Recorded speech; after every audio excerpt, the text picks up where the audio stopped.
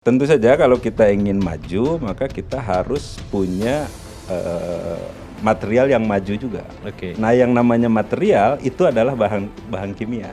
Yang namanya industri kimia sekarang adalah bahan kimia yang sebagian besar itu diproduksi dari minyak bumi.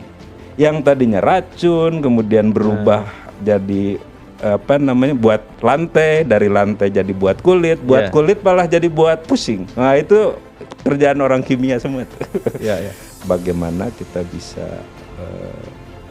menyelesaikan problem scale up. Itu problem di seluruh dunia ya.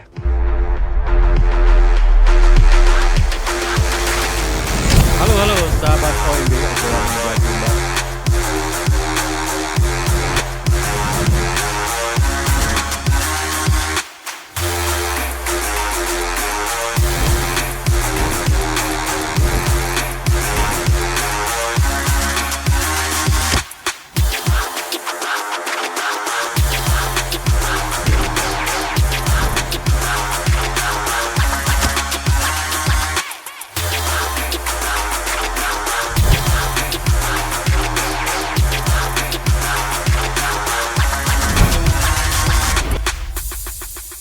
Halo sahabat OMB. Sahabat OMB, hari ini kita kedatangan Dr. Didin Mujahidin. Halo Didin. Halo. Kang Didin, dosen kimia ITB, dan riset Kang Didin ini biokimia ya? Kimia organik.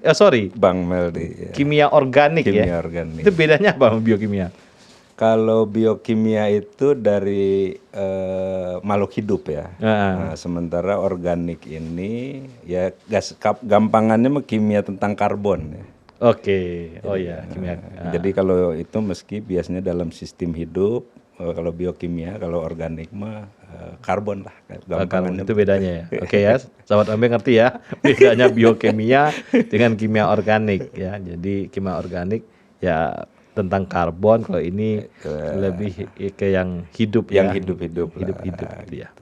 Nah, kita hari ini membahas tentang industri kimia ya.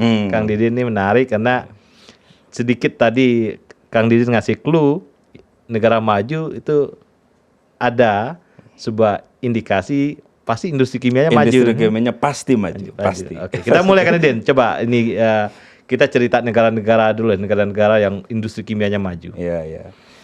Jadi gini ya, katanya ya.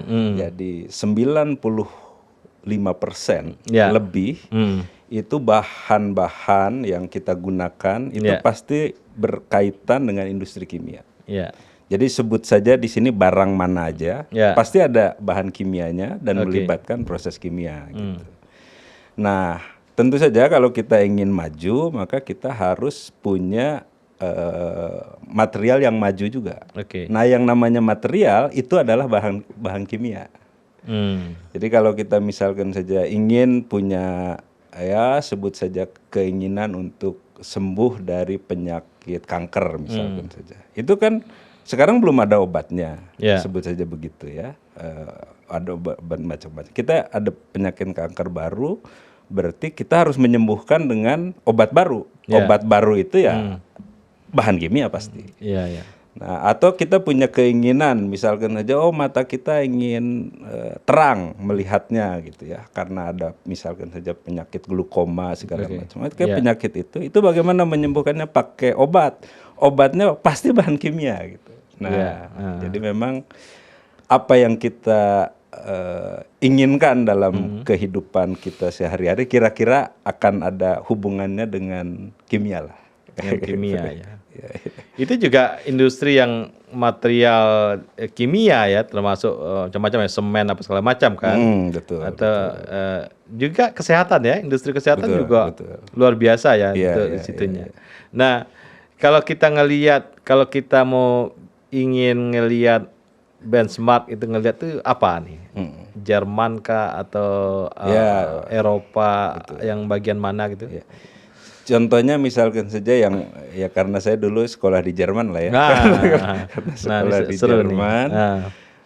Itu saya sekolah dulu di Heidelberg gitu. Salah satu institusi pendidikan tinggi yang kimianya rada kuat lah gitu. Top lah ya. Ada banyak peraih Nobel di sana. Nah itu sebelahnya itu BASF, kira-kira 20 km itu ada pabrik BASF yang besar, Ludwigshafen, isinya bahan kimia semua. Kita tahu misalkan saja di Perang Dunia zaman Nazi dulu, itu semua bahan kimia yang diperlukan itu waktu itu Jerman sudah mempersiapkan lah segala macam sehingga kira-kira dia tidak perlu impor apapun kalau dia ingin survive, kira-kira begitulah. Dari mulai misalkan saja ya kita tahu amonia misalkan ya, itu dulu orang Jerman tuh yang bikin. Karena mereka kesulitan misalkan saja mendapatkan nitrat yang kalau ditambang ya. Jadi itu ada dulu ada proses bikin minyak lah, ada katanya teknologi Fischer-Tropsch gitu. Nah itu juga sama juga di kimia lah ya pasti jelas ya. Nah, kalau Jerman kan lebih ke rekayasa kimia, materialnya mereka juga ada di situ. Jadi sekarang gini, awalnya yang namanya bahan-bahan itu dari alam.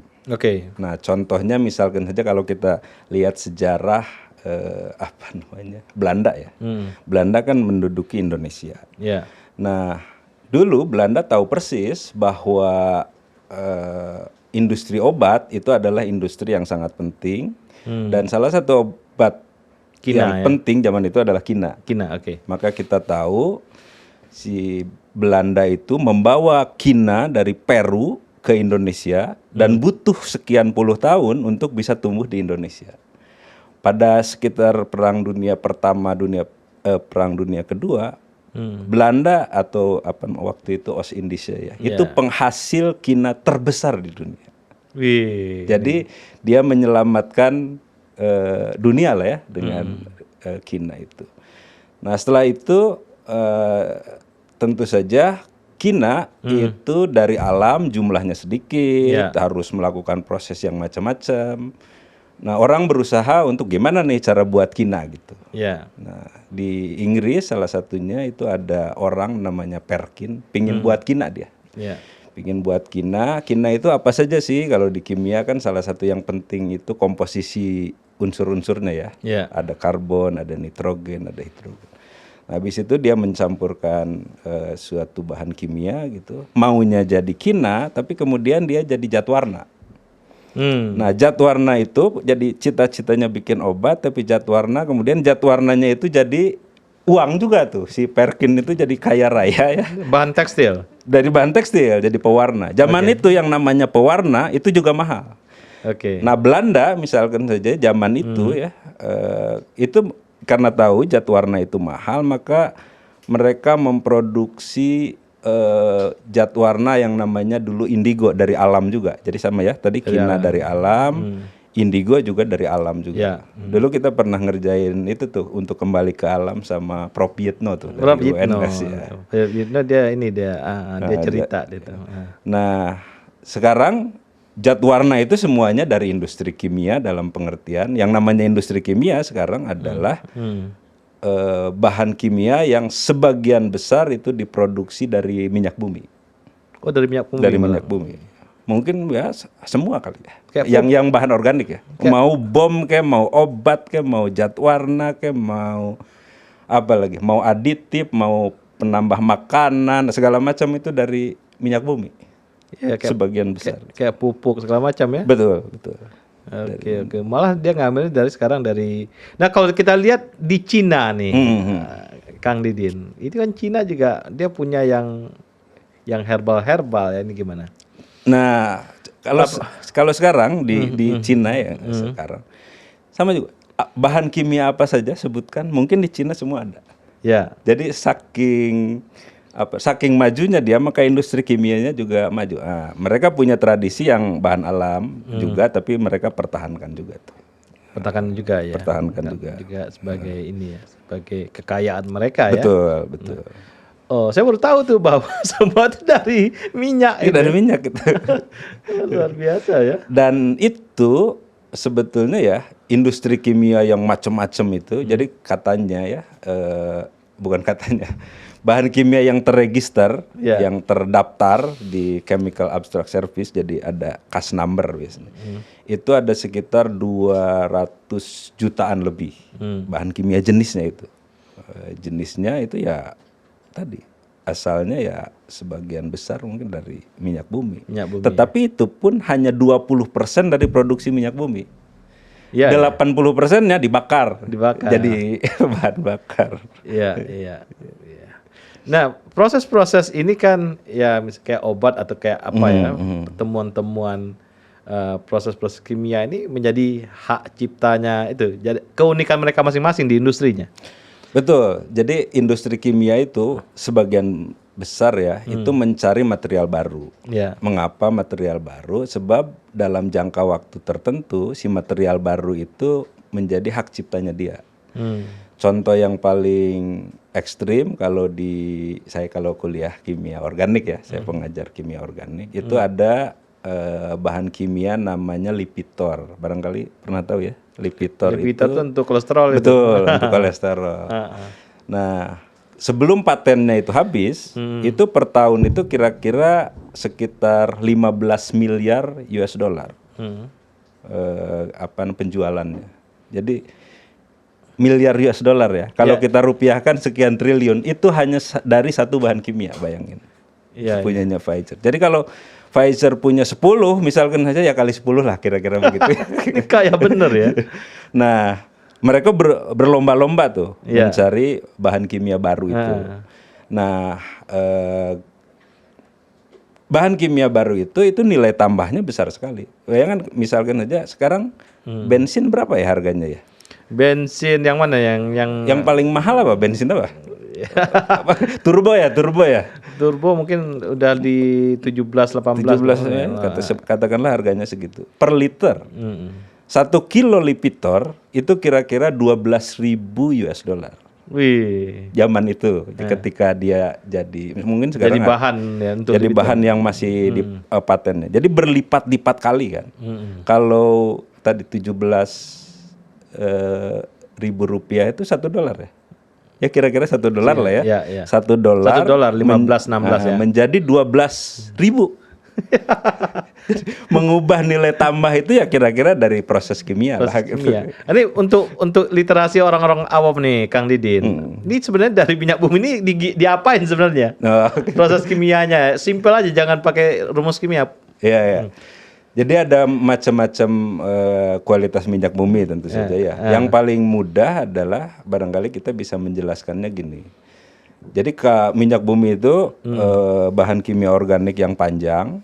Habis itu kan kayak seperti bensin itu yang katakanlah bilangan oktannya 100 itu adalah isooktan ya. Itu karbonnya hanya 8. Jadi kita harus mengubah dari yang karbonnya sebut saja 20 atau lebih banyak lagi barangkali itu dipotong-potong kira-kira begitu ya. Jadi tadi yang hanya 8 itu kalau jadi bensin. Nah kita juga bisa mengubah si tadi yang panjang itu yang ada yang 20 lah, ada yang 30 itu misalkan saja menjadi 6 aja. Menjadi 6 itu namanya kalau kita pergi ke industri 6 ada yang 7 ada yang 8 itu BTX namanya. Benzen toluene silen. Mudah-mudahan masih inget nih Bang Mel ini. Ingat lah. Ya itu ya. Yang 6 itu misalkan saja benzen. Itu adalah zat racun. Jadi kita tidak boleh tuh menghisap benzen, tidak boleh juga gosok-gosok pakai benzen gitu ya. Nah, tetapi kalau kita tambahkan oksigen satu, itu namanya fenol. Dari benzen jadi fenol. Fenol itu untuk membersihkan lantai kan. Kita tahu lantai kalau ingin bersih itu pakai fenol tuh. Fenol tentu saja kalau masuk kena kulit nih, kena kulit itu gatal dia. Jadi dia dan dimakan nggak boleh. Tetapi kalau direaksikan dengan CO2 itu disebutnya sebagai asam salisilat. Asam salisilat itu obat gatal. Jadi yang tadinya merusak kulit itu jadi malah obat kulit ya. Tetapi asam salisilat itu nggak boleh dimakan. Itu kalau dimakan orang mati juga itu. Tetapi asam salisilat kalau kita reaksikan dengan asam asetat itu namanya jadi aspirin. Aspirin malah dimakan kan, untuk menghilangkan pening segala macam. Jadi yang tadinya racun kemudian berubah jadi buat lantai, dari lantai jadi buat kulit kulit malah jadi buat pusing. Nah itu kerjaan orang kimia semua. Jadi nanti perubahan dari tadi minyak bumi, habis itu kita potong-potong kira-kira begitulah, habis kita ketemu misalkan ada BTX, dari BTX itu tadi ada yang ada reaksi macam-macam gitu ya. Kemudian nanti jadi punya fungsi-fungsi tertentu gitu. Iya. Nah, kalau kolaborasinya di Jerman gimana tuh? Perguruan tinggi, industri itu gimana dia berkolaborasi? Apakah pembiayaan penelitian di Jerman itu dari industri atau dari negara? Ya, ada dua-duanya ya. Duanya ya. Yang jelas kalau industri tentu saja dia profit oriented lah ya. Bagaimana? Nah, profit itu kan sangat bergantung problem di masyarakatnya apa kan. Kalau problem di masyarakatnya adalah misalkan saja bahan bakar, ya bisnisnya bahan bakar tentu saja si industri. Kalau problem utamanya bidang kesehatan misalnya ya kesehatan. Kalau problemnya makanan, ya makanan juga. Jadi, industri tentu saja risetnya sesuai dengan kultur bisnisnya gitu ya. Nature bisnisnya. Nah, kalau mereka sudah pusing katakanlah begitu, ini gimana nih menyelesaikannya? Ngajaklah orang universitas. Mereka punya litbang sendiri ya? Mereka punya litbang sendiri. Dan litbangnya itu ya luar biasa juga, besar juga ya. Besar ya. Dan dia tentunya untuk industri ya, orientasinya tentang industri. Nah, untuk hal-hal yang lain misalnya untuk yang kalau Jerman kan terkenal dengan obatnya ya. Obat semua bahan kimia dari Jerman ya. Dibanding Amerika coba Kang Didin. Amerika juga apa? Ya orientasinya ya. Jadi BASF itu ya perusahaan Jerman terbesar itu perusahaan kimia terbesar itu di dunia, itu memproduksi banyak sekali bahan kimia. Jadi tidak hanya obat, misalkan saja kebetulan saya kerja enhance oil recovery ya. Jadi katanya minyak yang ada di dalam perut bumi itu masih banyak kan tersisa. Cara mengeluarkannya itu pakai surfaktan, pakai sabun lah gitu ya. Pakai sabun. Nah, sabun itu jenisnya macam-macam. Surfaktan itu jenisnya macam-macam. BASF produksi itu juga. Produksi juga. Oh, itu juga. Untuk surfaktan untuk IOR. Anda surfaktan buat kosmetik, surfaktan buat apa lagi lah, ada macam-macam itu. Nah, kalau kita bandingkan misalnya yang paling besar di Indonesia ya di biokimia, biofarma ya. Ada kalau industri petrokimia kita yang besar dengan kira-kira mirip dengan yang di luar itu barangkali Chandra Asri ya. Chandra Asri ya. Di Cilegon itu. Yang Chandra Asri itu dia mirip tuh. Betul, tapi tingkat kerumitan dari bahan kimia yang diproduksi perlu ditingkatkan lagi tuh si Chandra Asri. Tapi ya ini Edi Tamsil ya Chandra Asri ya. Tapi ini belum serumit yang di sana. Belum. Jadi yang produksi utama setahu saya Chandra Asri apa Chandra Asri itu etilen tuh karbonnya 2, nanti kita dapatkan polietilen ya. Itu proses memotong itu apa? Reaksi dibantu dengan? Jadi kan gini, bahan kimia senyawa itu kan kita menyebutnya berikatan ya. Iya. Nah, berikatan itu sebetulnya adalah representasi dari energi yang dia simpan. Iya. Nah, itu kan dilepas kan. Betul. Nah. Jadi kalau mau kita lepas ya tentu saja kita harus memberikan sejumlah energi supaya dia bisa lepas. Iya. Nah, oleh karena itu dipanasin kan. Oh, dipanaskan, nanti dia lepas, terjadi kalau juga dicampur zat kimia yang lain sehingga lepas. Nah, betul. Jadi misalkan saja kalau di ITB ada tim dari teknik kimia ya. Bagaimana supaya panasnya itu jangan terlalu tinggi gitu. Kalau panas tinggi kan berarti kita butuh energi yang besar. Kan? Oleh karena itu ditambahkan katalis kan ada tuh di ITB ya, grupnya di teknik kimia. Tujuannya apa? Supaya panasnya tidak terlalu besar, kira-kira gampangannya. Kalau panas besar itu kan artinya sejumlah material harus dibakar lah, harus diapa kan ya. Dengan turun itu kan artinya energinya turun, itu uang tuh. Jadi ada selisih biaya.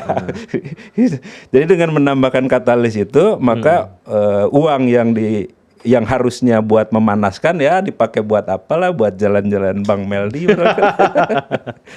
Itu fungsinya katalis. Betul. Termasuk juga yang biodiesel ya. Betul, biodiesel juga tujuannya ya itulah untuk mendapatkan sifat yang diinginkan. Di situ ya. Nah, cukup inilah ya, negara maju identik dengan kemajuan kimia. Tadi Kang Didi juga cerita yang Korea nih. Korea apa nama ininya? Jadi ada Samsung Chemical. Samsung Chemical. Rasanya sekarang udah dibeli Lotte kali ya. Nah itu juga sama. Jadi mereka Korea kan sekarang terkenalnya kosmetik salah satunya kan. Yang mana di kosmetiknya nih? Itu udah lama nih. Wah, ada banyak. Ya Mas kita tanya ibu-ibu lah. Jadi makanya orang Korea kok kinclong gitu. Itu salah satunya karena industri kosmetik mereka itu ini sekali, maju sekali. Nah sekarang kalau misalkan saja kosmetik untuk orang Eropa digunakan untuk orang Indonesia, itu mesti kan tidak cocok lah. Itu kulit Eropa, itu kulit. Artinya kan untuk kulit Indonesia itu kulit Korea ya. Kulit Korea itu mesti ada chemical yang harus sesuai dengan mereka. Berarti mereka harus buat chemical yang harus cocok dengan mereka kan. Oleh karena itu ya mereka harus buat industrinya. Emang kalau orang Eropa mikirin gitu bagaimana supaya orang Korea menjadi lebih kinclong gitu ya. Enggak. Jadi harus dibuat sendiri kalau memang ingin itu. Nah, sama juga di industri di industri elektronik misalkan aja. Ya, industri elektronik udah jelas kan itu isinya bahan kimia semua itu. Ya, Profesor Brian itu urusan sensor kan. Betul. Dia mengolah itu material-material itu ya nanti dipanasi, dilihat karakter gitu-gitu ya. Iya. Nah, ada ya orang Amerika namanya Norris, dia bilang sebetulnya yang kita butuhkan itu bukan bahannya, tapi propertisnya. Nah, oleh karena itu kita harus mendefinisikan propertisnya atau kita maunya apa kira-kira, baru dibuatkan bahannya kira-kira begitu. Ya. Nah tadi selama ini kalau seringkali ya riset-riset di kita itu bahannya sudah ada, kita hanya mengetes-ngetes saja gitu. Jadi bukan perilaku yang kita inginkan tadi supaya kinclong, supaya apalagi makanannya enak, bukan begitu. Tapi kita punya bahan kimia tertentu, habis itu siapa tahu ini jadi bikin kinclong gitu, atau siapa tahu ini bisa bikin enak misalkan gitu. Pendekatan yang selama ini betul. Dari karakter. Nah kalau di industri kimia Indonesia nih kita nggak nyebut merek ya, itu sampai titik mana mereka? Atau mereka beli bahan dari luar, tinggal di Nah ini nih yang menarik ya. Di industri, jadi gini, ada pergeseran bahan baku dari industri kimia. Jadi selama ini kan dari minyak bumi. Nah minyak bumi itu katanya lama-lama akan habis. Lama-lama akan habis, oleh karena itu dia harus digantikan kan. Digantikan dari bahan terbarukan. Nah bahan terbarukan di Indonesia misalkan saja yang mudah kan, yang sekarang banyak sawit.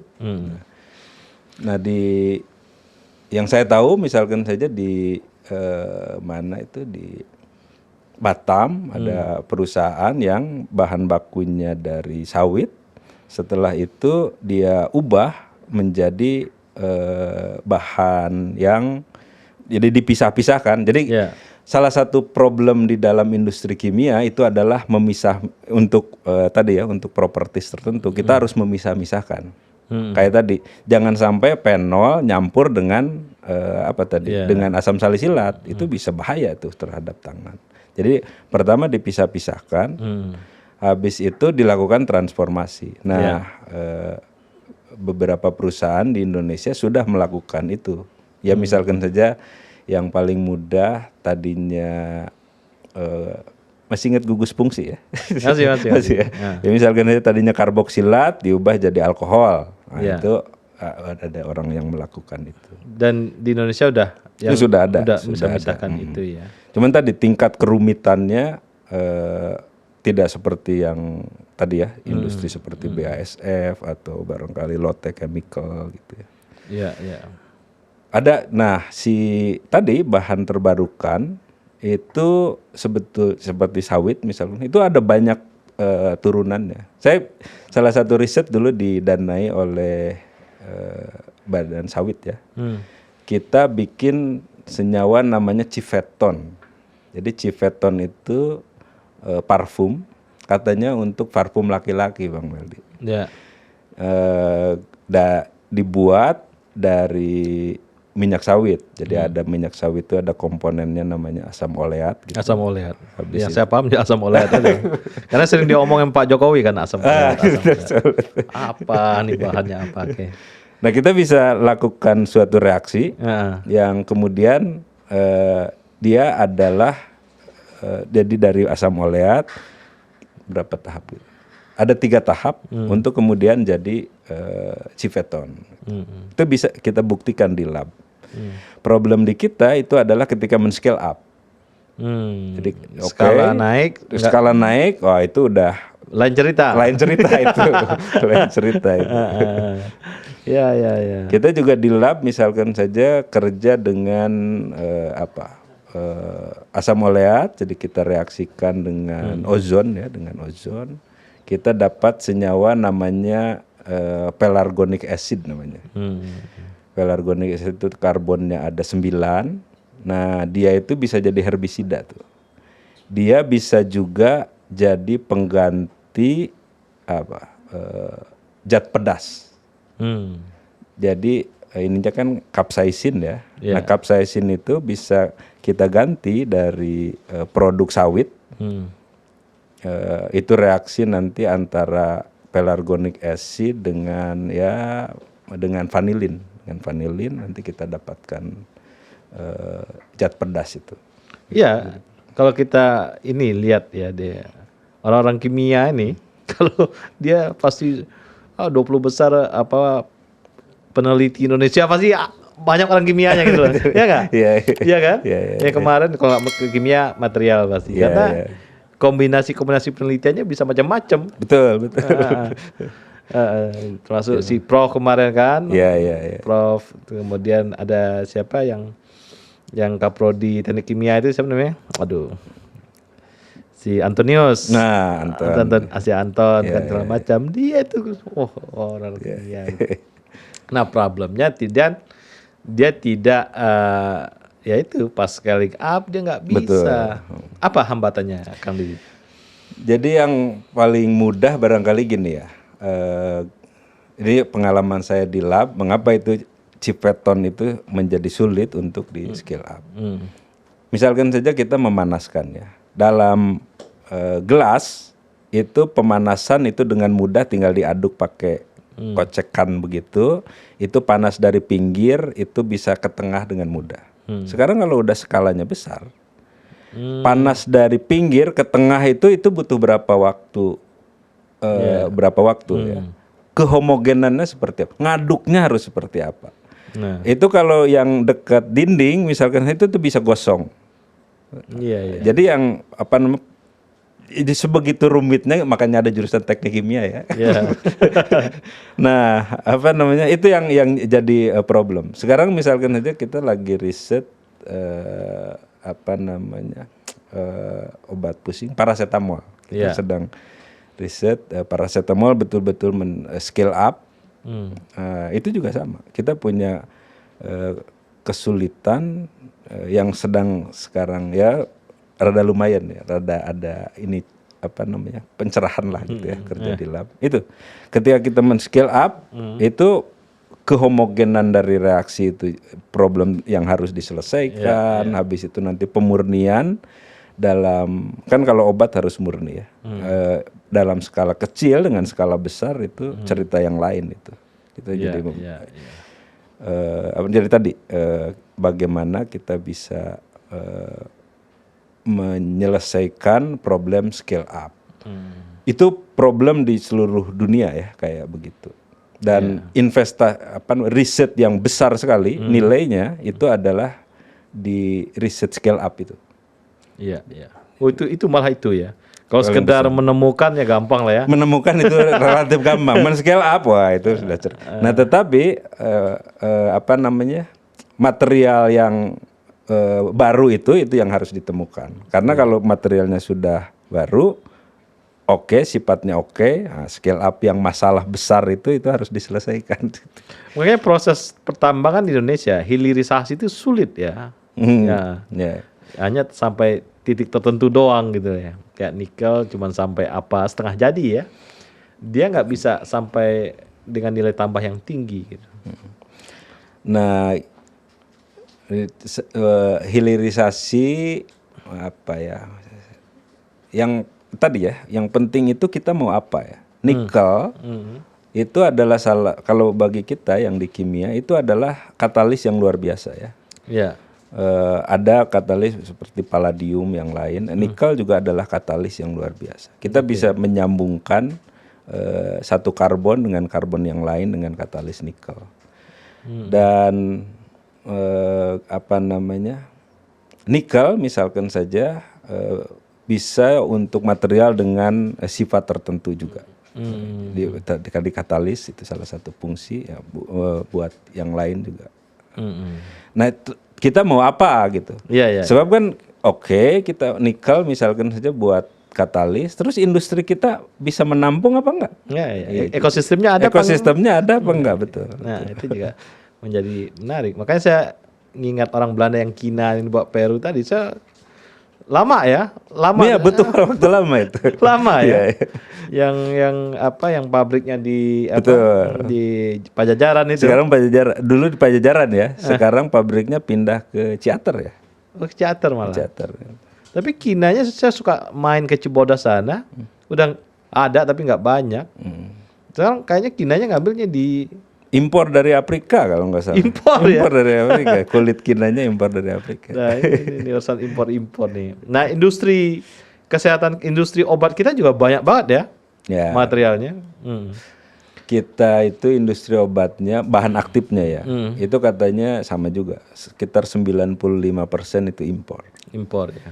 Jadi mengapa kita riset paracetamol misalkan saja. Itu karena paracetamol itu adalah bahan kimia obat, disebutnya sebagai bahan aktif obat yang impornya paling banyak. Jadi kita mencari kira-kira strategi untuk membuat paracetamol yang bahan bakunya di Indonesia ada lah kira-kira begitu. Iya. Kira-kira. Nah, ada berapa perusahaan di Indonesia yang dia geser ke herbal, Borobudur atau banyak merek lah ya. Nah, itu gimana? Apakah dia sampai uji klinis atau apa segala macam itu gimana? Nah, itu kan juga pertanyaan besar ya untuk industri untuk kedokteran itu. Yang itu saya tidak mengerti. Jadi apa prosesnya itu gimana? Dia cuma ekstrak aja. Jadi gini, salah satu problem bagi itu adalah menjaga konsistensi dari komposisi ya. Nah, kalau bahan kimia obat konvensional, artinya seperti tadi paracetamol itu kan udah jelas. Paracetamolnya 100% atau tadi Lipitornya 100%. Kalau kita mau masuk ke tubuh kita sebut saja 50 mg kan kita tinggal timbang aja. Iya. Tapi sekarang misalkan saja sebut saja jahe gitu.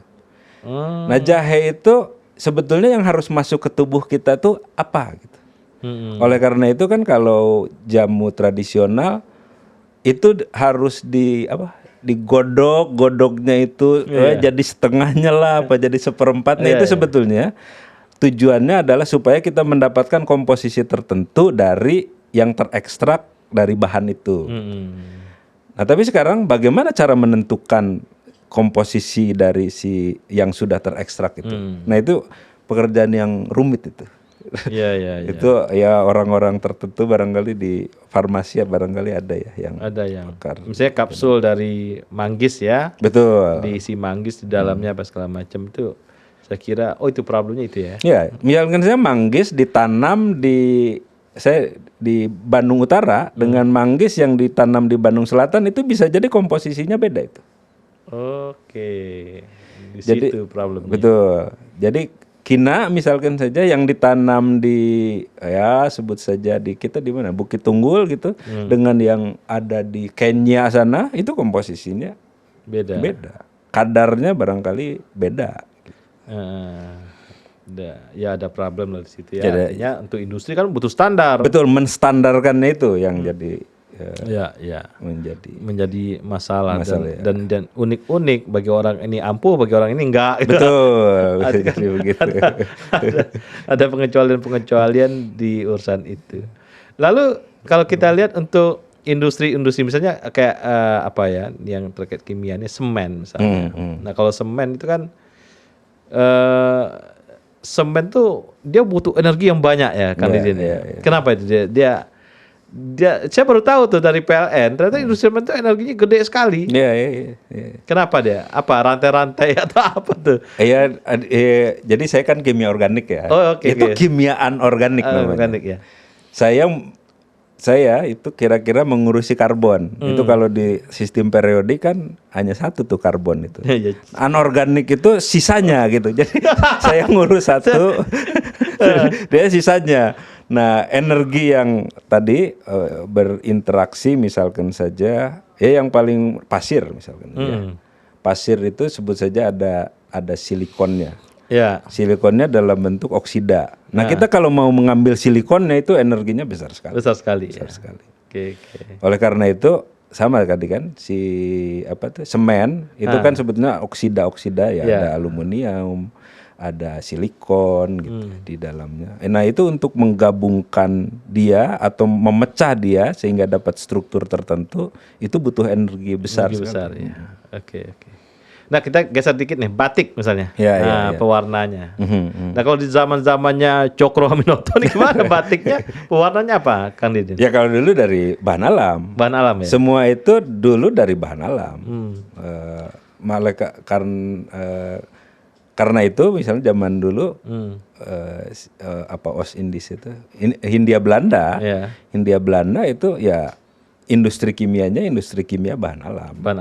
Nah setelah ditemukan teknologi dari petroleum menjadi bahan kimia yang kita strukturnya bisa atur-atur, itu semuanya pindah ke situ. Jadi kalau sekarang batik ya sebagian besar jat warnanya sekarang bahan sintetis ya, udah nggak bahan alam lagi. Yang bahan alam ada tapi barangkali mahal ya. Mahal dong. Karena kalau bahan alam nanam Propietno aja yang di UNS itu yang kita kenal itu kan untuk nanam aja berapa hektar perlunya kan. Habis itu dia harus manen harus segala macam dapatnya berapa gitu. Nah kalau pabrik kimia di lab kita sekarang juga ngembangin apa yang disebut dengan mikroreaktor. Jadi mikroreaktor itu kira-kira bikin pabrik kimia tapi cukup sebesar meja ini gitu. Dan kita bisa memproduksi dalam jumlah yang banyak juga. Itu yang sekarang kita sedang kerjakan tuh. Ini bahan alam ini nggak ada kelebihan sama sekali ya gimana? Oh banyak dong. Nah, gimana? Bahan alam itu kan sudah terbukti bertahun-tahun dan orang bisa sehat kan. Oleh karena itu toksisitasnya barangkali sudah tidak diragukan lagi. Dan sudah banyak orangnya. Problemnya adalah itu menstandarkan aja. Standar ya. Menstandarkan. Nah kalau tenun Indonesia kan bahan alam semua tuh, yang mau di Flores, mau di Batak, di mana kan dia merendam si benangnya kan. Jadi warna tertentu baru ditenun kan. Itu saya kira. Tapi untuk dunia tidak ini ya. Pasarnya ada tapi karena itu ketika mau dibesarkan itu kendalanya banyak kan, berarti kita harus punya lahan banyak. Terus misalkan saja sekarang ini aja, Kina ya. Kina itu kalau nggak salah paling besar itu kininnya hanya 15%. Nah, sebut saja zat warna, misalnya saja indigo. Indigo di dalam itu tumbuhan tarum itu kan, kalau orang Sunda makanya ada citarum itu. Itu kan kadarnya barangkali cuma 2%, 3%. Sisanya kan berarti limbah kan? Iya, iya. Kalau cuma serat-serat doang. Cuma serat-serat aja. Artinya harus dipikirkan gimana itu. Nah, sementara kalau industri kimia itu bisa jadi 100% jadi produk semua gitu. Oke, di situ kelebihannya ya. Kelebihan. Ya, masalah. Tetapi yang ini itu udah jelas kan, beribu-ribu tahun bahkan ya, itu sudah terbukti bahwa dia itu ya terbukti dunia masih ada lah sampai sekarang gitu ya, padahal orang sudah menggunakannya beribu-ribu tahun. Tidak ada ini ya, apa racun apa segala macam nggak ada di situ ya. Ya paling nggak racunnya tidak apa namanya, kan sebetulnya yang dimaksud itu ya, racun berbahaya itu kan pada kadar tertentu kan. Iya, iya. Jadi ada zat yang hanya mungkin ya 1 ppm aja orang bisa mati gitu. Cyanida misalnya. Mungkin ada yang lebih racun dari itu. Jadi ada apa namanya, makhluk hidup di laut tertentu yang kalau kita ketusuk itu bisa langsung meninggal.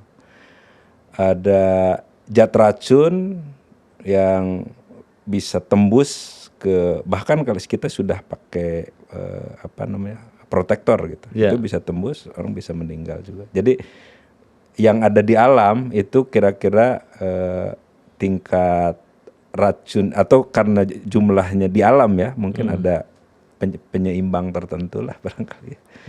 Sementara kalau kita punya plastik aja kan itu sudah lama sekali untuk terdegradasi. Jadi kelebihan alam itu. Nah, kita geser dikit Kang Didin tentang makanan nih. Zat warna makanan segala macam ya. Kalau dulu kita makan apa yang dari warna pandan gitu kan. Nah, kan sekarang udah sintetis juga kan ya? Sintetis juga. Sintesis. Coba kita elaborasi sedikit. Jadi tadi ya, bahan kimia itu kalau kita mau gunakan itu pertama gunanya buat apa? Misalkan saja tadi buat obat. Kalau buat obat itu kita butuh kira-kira 8 sampai 12 tahun untuk meyakinkan bahwa dia aman dan bisa masuk tubuh. Nah, kalau buat makanan barangkali kan misalkan saja zat warna, pokoknya dia tidak racun, tidak apa, jadi lebih jadi kalau gunanya hanya sekedar untuk zat warna, ya pokoknya dia tidak toksik lah gitu, kita bisa gunakan tuh.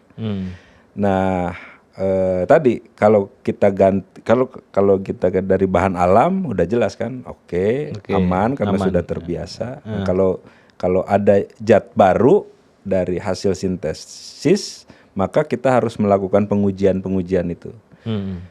Jadi kalau kita mau menggunakan untuk aplikasi makanan, maka ada prosedur untuk untuk dia jadi menguji makanan gitu ya. Kalau seandainya kita mau gunakan buat apa lagi, nah itu juga sama juga. Ada aturannya atau prosedur untuk mengujinya gitu. Nah, BP POM itu memeriksa ada unsur itunya juga kan? Betul. Ya? Nah, betul. Diperiksa sama dia gitu ya. Termasuk juga obat ya, obat dan makanan ya, itu diperiksa untuk itu. Nah, di Indonesia nih, kita cerita Indonesia nih sekarang, potensinya apa ya Kang Didin untuk industri kimia ini? Itu pertanyaan menarik tuh. So, itu jadi tanggung jawab orang kimia. Jadi kita punya apa, mau jadi apa. Iya, kita batasi kimia organik. Jadi misalkan saja tadi ya, mengapa kita kerja dengan sawit di lab kita. Sawit sebenarnya kita ya. Salah satunya. Karena tadi dari sawit itu kita bisa, contohnya aja ya yang kita kerjakan di lab. Itu dari asam oleat. Asam oleat itu kita bisa ubah misalkan saja jadi tadi ya, jadi parfum. Kita juga bisa ubah itu jadi untuk makanan, apa tadi, buat pedas ya. Kita juga bisa gunakan dia untuk herbisida. Kita juga bisa gunakan dia untuk aditif makanan. kita juga macam-macam ya, malah berlawan-lawanan nih. Karakternya berlawan-lawanan gitu. Karakternya berlawan-lawan. Jadi ada yang istilahnya dalam industri kimia tuh building block ya. Jadi kalau tadi asam oleat itu adalah building block untuk sejumlah bahan kimia tertentu, turunannya macam-macam. Tadi kalau kita putus, jadi tadi asam pelargonat namanya. Asam pelargonat itu juga bisa macam-macam. Nah, jadi kita bisa mengubah-ubah bahan kimia yang berguna dari bahan yang ada di Indonesia. Kaitannya tadi dengan dengan sawit ya. Sawit kalau kita buat jadi biodiesel itu ada ya sebut saja byproductnya gliserol.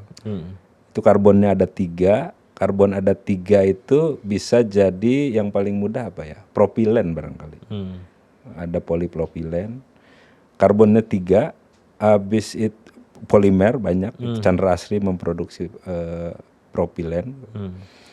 Karbon yang 3 juga misalkan saja jadi akrilat. Ya, ini nama-nama kimia. Ini sawit ini bisa jadi kain juga nih. Bisa jadi kain juga. Wah, luar biasa. Jadi tadi ya, kalau kita punya asam oleat, kita putus nih, putus.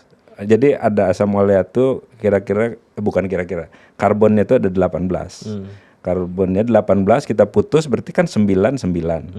Yang 9 ini bisa jadi herbisida, bisa jadi tadi yang sebelah kanannya. Jadi tadi ada yang 9 lagi. Itu kita bisa bikin fiber tuh, bikin serat. Kita bisa namanya asam azelat. Asam azelat itu bisa jadi obat jerawat. Bisa juga jadi plasticizer ya buat plastik. Ada macam-macam. Tergantung kita. Jadi berikutnya itu kalau kita punya bahan kimia tertentu itu diformulasikan untuk fungsi tertentu. Oke. Kalau minyak atsiri itu masuk nggak itu? Ya minyak atsiri sama juga. Ada. Jadi kalau jumlahnya cukup ya, kita bisa melakukan banyak hal juga. Minyak atsiri. Di kampung saya tuh ada namanya gambir. Tahu gambir? Gambir bentuknya saya tahu, tapi isinya apa mungkin itu harus kosmetik. Jadi ekspornya ke Singapura. Ya. Dan cara bikinnya ya luar biasa itu, energinya banyak sekali. Ya, jadi menjadi sebuah industri rumah tangganya orang-orang sana gitu. Gambir bentuknya ya. Kayak dia untuk sirih untuk sirih. Itu dipakai itu. Dan saya kira tadi udah kita petakan ya, satu sawit, minyak sirih juga bisa ya. Terus apalagi nih Kang Didin yang menjadi potensi Indonesia untuk itu, terutama untuk kimia organik. Ya kalau kimia organik itu ini kita punya keragaman biodiversity yang sangat besar. Nah ada yang volumenya besar kan. Volume besar, misalkan saja tadi sawit, barangkali gula, barangkali juga kelapa, barangkali ya. Dulu ada jarak segala ya. ada jarak. Nah, kalau kita bisa memetakan, jadi saya sebetulnya pernah nanya ya, kita itu kalau kita list bahan kimia yang diimpor oleh Indonesia, sebut saja 100 dengan nilai terbesar dan dalam volume terbesar. Itu apa saja gitu. Nah dari situ kita bisa pilih tuh yang bisa kita buat di kita dengan bahan baku yang kita punya, misalkan aja tadi dari minyak atsiri lah, dari sawit lah, dari gula misalkan aja ya. Itu yang mana? Habis itu kita fokus saja ke situ. Yang substitusi ya? Iya, substitusi. Nah, harusnya bisa ya? Harus bisa. Tapi memang industrialisasi itu memang ini ya, bakat-bakat itu orang Jerman sih mas hari-hari begitu ya. Kan? Tekun, disiplin gitu ya. Sebetulnya orang kita lebih tekun lah. Oh ya? Iya dong. Orang Jerman itu, ya saya dulu waktu di Jerman itu berangkat jam 8, jam 4 mesti pulang.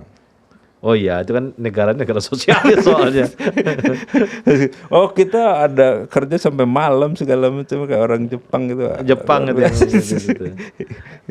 Karena mereka melarang itu kan. Betul. Sampai malam. Di Jepang sekarang udah dilarang juga. Tapi itu pengalaman saya, barangkali yang di Jerman di tempat lain barangkali enggak gitu. Enggak gitu juga kali ya.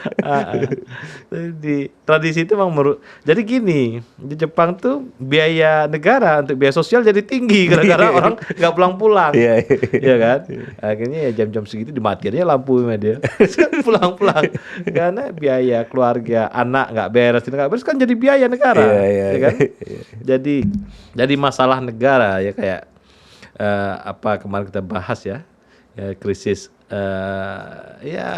krisis seksual, artinya orang nggak kawin-kawin apa segala macam kan, negara penduduknya berkurang, manpower berkurang, jadi masalah itu akhirnya itu problem itu. Nah, dan kalau di Jerman ya negaranya sosialis demokrat ya, mau nggak mau jadi segitu dia pulang, sama sama Australia itu kelakuannya. Australia segitu pulang kan, mal-mal tutup. Nah itu juga itu bagian dari apa masing-masing negara gitu ya. Nah dari potensi-potensi tadi kan dia sebenarnya bisa untuk substitusi ya, dan itu harus didorong. Tuh, jadi bidang saya sebetulnya ini ya lebih spesifik lagi organik sintesis. Jadi organik sintesis itu adalah mencari cara ya untuk mendapatkan target tertentu. Sekarang targetnya apa? Misalkan saja sebut saja untuk senyawa fluorescens misalnya. Oh kayak begitu. Oh kalau begitu bisa nggak dibikin dari gliserol? Nah kita memikirkan itu. Jadi kalau orang asalnya dari propilen misalkan saja dari industri petrokimia, kita memikirkannya bahan bakunya dari gliserol. Itu pekerjaan saya itu. Jadi mencari kalau rute yang ini tidak bisa, kita cari rute yang lain. Tapi targetnya jelas kalau kerjaan organik sintesis kira-kira begitu. Banyak jalan menuju Roma kira-kira begitulah. Labnya, coba ini. Itu eksperimental berarti ya nyoba-nyobanya. Betul. Jadi yang namanya kimia itu barangnya harus kelihatan, harus bisa dipegang, harus bisa dicoba. Kalau hanya ada di layar komputer itu bukan kimia itu. Gak bisa algoritmanya gini, nggak bisa ya? Nggak bisa, harus ada bahannya gitu. Iya, kayaknya design of eksperimen lah. Betul. Dicoba-coba, oke. Jadi ada barangnya, bagaimana kita mendapatkan barang itu dengan berbagai macam pengetahuan sintesis. Nah salah satu kelemahan di kita ya, kan kalau kita mau jalan itu kan kita harus kalau ada tujuan kita kan harus tahu petanya ya. Nah di kita itu tidak ada tuh atau lebih tepatnya tidak langganan kita peta itu. Jadi database tentang rute-rute yang pernah dilakukan orang itu yang mana saja. Mana yang gagal, mana yang berhasil, apakah rute kita baru atau segala macam itu kita tidak punya tuh di Indonesia. Ya gimana mau eksperimen itu nggak punya gimana? Masalah juga itu ya. Jadi ini udah. Ini kan kalau kita sebuah studi doktoral kan dicek satu kan? Betul. Ini udah. Ini belum nih. Kita coba kan gitu ya. Nah itunya kita nggak punya. Kita nggak punya. Oke. Kang Didin terima kasih ya. Iya, banyak sekali insight baru tentang itu. Saya baru tahu beda biokimia dengan kimia organik. Saya suka mencampur-campurkan itu nggak ini ya. Tapi ilmunya tentang C doang ya. Iya itu tentang C doang dari sekian dari ini ya. 100 lebih itu kita ngurus C aja. C doang ya. Itu baru tahu juga. Dari periodik apa tadi? Iya, tabel periodik yang kita SMA tuh mabok baca-bacanya kan. Ini ternyata dia kandidatnya cuma C doang.